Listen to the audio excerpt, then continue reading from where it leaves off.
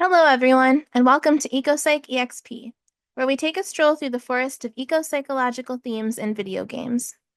Thank you so much for joining me. My name is Casey Edgerton, and I am a doctoral candidate at Veritas Graduate Institute.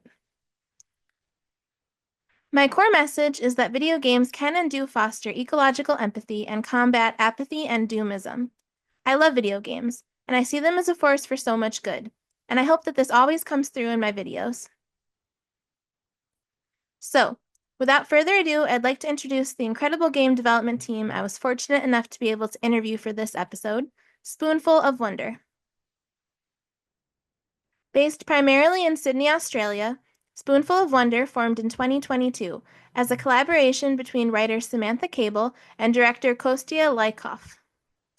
Spoonful of Wonder's mission is to become a boutique Australian gaming collective. Their vision is to develop video games that ignite imagination, spark nostalgia, and speak to the soul. Copycat will be Spoonful of Wonder's launchpad game. They believe every game needs a spoonful of the sweet stuff. Samantha Cable is a vibrant writer who specializes in stories for video games and animation. Sam's creative portfolio has won her title of Young Creative of the Year at ADC Europe 2018. She holds a master's in screenwriting from the Australian Film, Television, and Radio School, where she has returned as a guest lecturer. Sam was a 2023 award jury member for the gaming category of the Art Directors Club in New York. Kostya Lykov has over 10 years of experience in commercial creativity, where he polished his directing, innovation, and design craft, winning over 100 international art direction awards, including the Cannes Lions, D&AD, and New York festivals. In addition to speaking English, German, Ukrainian, and Russian, Kostya is also fluent in Unity, Cinema 4D, After Effects, Photoshop, and FMOD. Their debut game has been officially selected at festivals around the world, most recently in Future of Play Direct at Summer Games Show 2024. Copycat is an emotional, narrative-driven game about the meaning of home. It follows the story of a newly adopted shelter cat who becomes the victim of an elaborate plan when a jealous stray copycat steals her place in the household. The game's colorful visuals delight the senses while exploring dark emotional depths of the human condition. Wander alleyways, fences, and rooftops as Dawn tries to make her way back home and be reunited with Olive. But when she arrives, will Olive recognize her? How will Olive make the choice between cats? Or was Dawn the copycat all along? The game is fully voice acted, featuring hours of dialogue with a talented local cast. It's developed with the support of Screen Australia. The first question I asked Sam of Spoonful of Wonder was, Copycat explores themes of belonging, abandonment, and finding a sense of home. How do you think these themes relate to how both animals and humans experience connection to their environment and the spaces they live in? Her response, we want to remind players of Copycat that home is not certain or a guarantee. Home is not always about things, places, or people. This is because not all those things are always possible.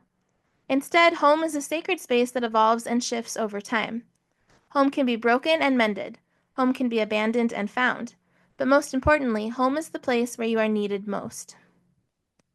Both humans and animals can experience different states of home and homelessness. For animals, a disaster might destroy a den or a nook in a tree. For humans, strong winds may damage apartments. For a pet, it may be adopted, then returned to the animal shelter.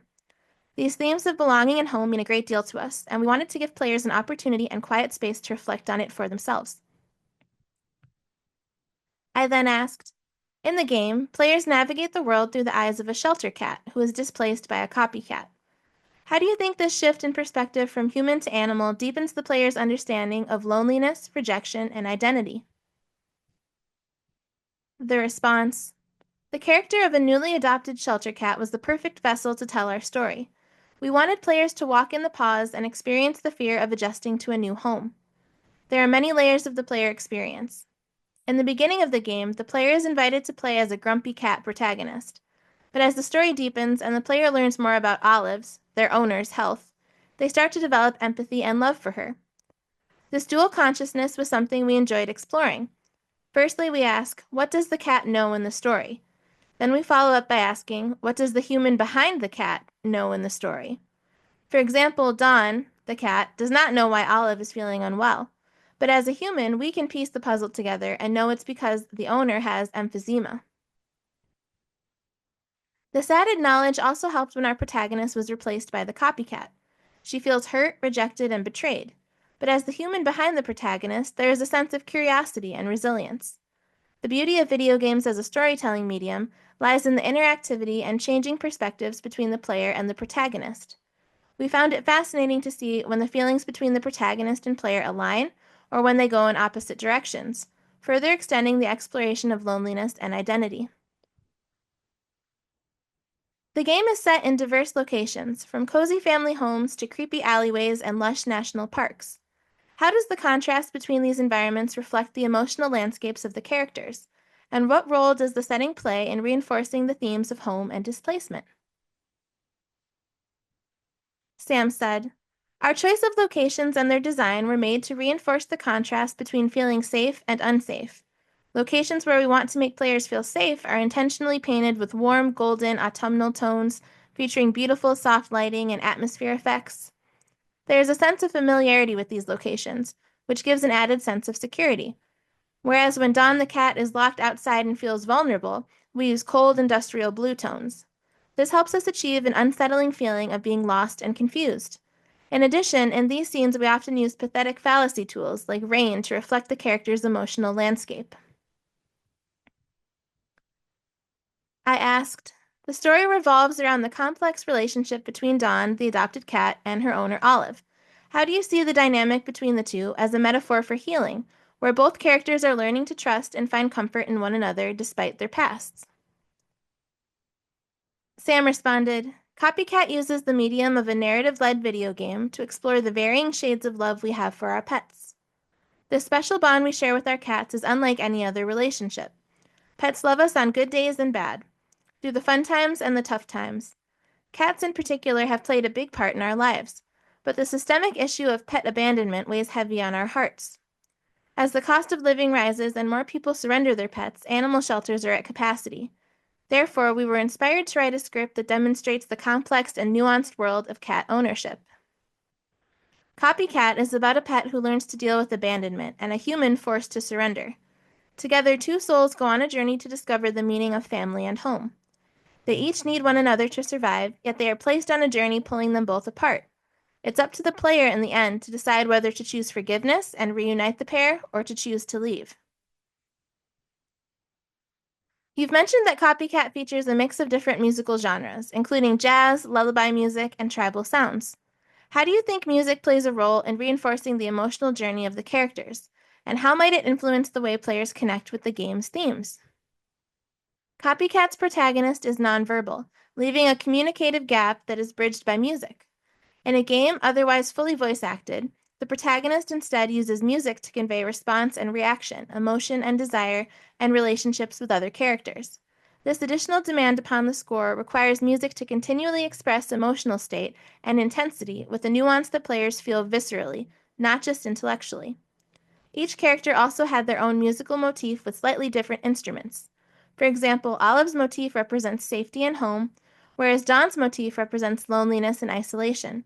As the game progresses, the musical motifs harmonize, blending together beautifully, creating fuller and richer sounds, leaving the player feeling hopeful and fulfilled. I asked, "As a first-time game-making duo, you've poured your creative vision into Copycat, blending optimism with deeper, more reflective themes. How do you balance the need for a light-hearted, enjoyable game with the darker, more poignant aspects of the narrative?" Sam replied, "Video games have the power to touch players deeply, but this is only possible when there is both light and darkness. This balance is also rather hard to get right. A little deviation to the left and the game becomes more arcade and sandbox-like with no real depth. Take it too far to the right and nobody would have the mental strength to endure the heartbreak. It's the search for balance that was one of the most challenging parts of the journey. In Copycat, we try to seamlessly blend these elements together to evoke sadness, pleasure, gratitude, vulnerability, laughter, and peace." In the game, players are guided by their moral compass as they navigate difficult decisions about home and belonging. How do you hope this exploration of personal values and moral choices will impact players' reflections on their own relationships to the concept of home? The response: We do indeed challenge our players' moral compass with some tricky choices. What we find interesting is seeing how this compass turns as the situation changes and the game progresses. This is a great reflection on the duality of ethics, as the right approach is never obvious and heavily depends on one's circumstances at the given moment. This not only puts players' relationships to the concept of home into perspective, but also encourages them to reevaluate the concept of belonging altogether. For instance, we notice a lot of players tend to play nice in the very beginning of the game. They select safe options, going along with the story and playing a loving pet role. But as things get tricky, we were excited to see how players' survival instincts kick in. They start prioritizing their own safety and super objective of coming back home over everything else. Examples include, do you bite or back away from a human? Do you hunt a mother or a baby bird? Or do you stay outside the house or choose to leave? I asked, given the emotional roller coaster that Copycat presents, how do you see the game contributing to a broader conversation about empathy, particularly with regard to understanding the experiences of animals, people, and the environment as interconnected beings? By making the choice to tell the story from the perspective of the cat, we encourage players to look at the events of the game from a different angle. Putting yourself into someone else's shoes is still one of the best ways to evoke the feeling of compassion. It's first-person experience that affects us the most. You understand it on another level, from not being able to speak up against injustice to being vulnerable and small. This change of perspective does a great job in developing empathy and encouraging critical thinking. How do you think grief, whether from losing a home or a loved one, affects a person's connection to their environment? And how might this impact their emotional growth or sense of being? She replied, home is essential to our sense of self and sense of place. This is a universal quality that makes us who we are. In Copycat, Dawn is grieving her sense of place after being adopted multiple times. This works as a catalyst for Dawn to go on the journey of self-discovery and finally come to terms with who she is. Grief takes the player out of their comfort zone and puts them in the position where no choice feels right, but one has to be made. Throughout this journey, our protagonist goes through emotional growth. We see Dawn reflect on her previous homes, remember the people and situations that brought her here. She becomes more independent, braver, and wiser. Because of this emotional growth, Dawn is able to understand and forgive Olive in the end. But it is in the player's hands whether they do this or not. Finally, I asked, is there anything else you'd like to share about your process, intentions, or hopes for this game in the future? The floor is yours. She responded, thank you. Watching people play our game, we couldn't help but notice a big variety of reactions and emotions it caused in players. They smiled, they cried, they laughed, and got scared. It made us feel like we have taken them on an exciting journey and delivered a story worth talking about. We never intended to endorse pet cruelty, but for some, the theme of pet abandonment resonated too close to the heart. We'd like to close with a little message to all the pet owners out there. Our pets are amazing and we don't deserve them. They love us unconditionally and are there for us, good days or bad. Please take the best care you can of them because you are the only person they have. If you have a pet, go and give them the biggest cuddle. I would like to extend a heartfelt thank you to Sam Cable for her time and moving responses, as well as the entire Spoonful of Wonder team for all their incredibly hard work and dedication. As stated on their website, their vision is to develop video games that ignite imagination, spark nostalgia, and speak to the soul. Their creative practice sits at the alchemy of optimism, metaphor, and magic, with the ambition to unearth the stronger side of humanity. I feel it is evident that their first game, Copycat, absolutely radiates these qualities. Copycat is currently available for purchase on Steam and has been widely praised. A free-to-play demo is also available, so please check it out and show your support. So, let's take a moment to reflect. In Copycat, the narrative delves into themes of belonging, abandonment, and the quest for home. Through the eyes of a shelter cat, players navigate feelings of loneliness and displacement, while exploring the complex relationships between animals and humans. The game challenges players to reflect on their emotional connections, moral choices, and the shifting nature of home. It highlights the importance of empathy, both for animals and humans, and invites us to reconsider the impact of grief and loss on our sense of self and environment. With its poignant storytelling and immersive emotional journey, Copycat encourages introspection about how we relate to our surroundings and those we care about. In what ways do you think games like Copycat can help develop empathy for beings outside of our own species? How can we carry the lessons learned in a game like this into our everyday lives? I'd love to hear from you in the comments. Once again, please check out the Copycat demo and full release on Steam.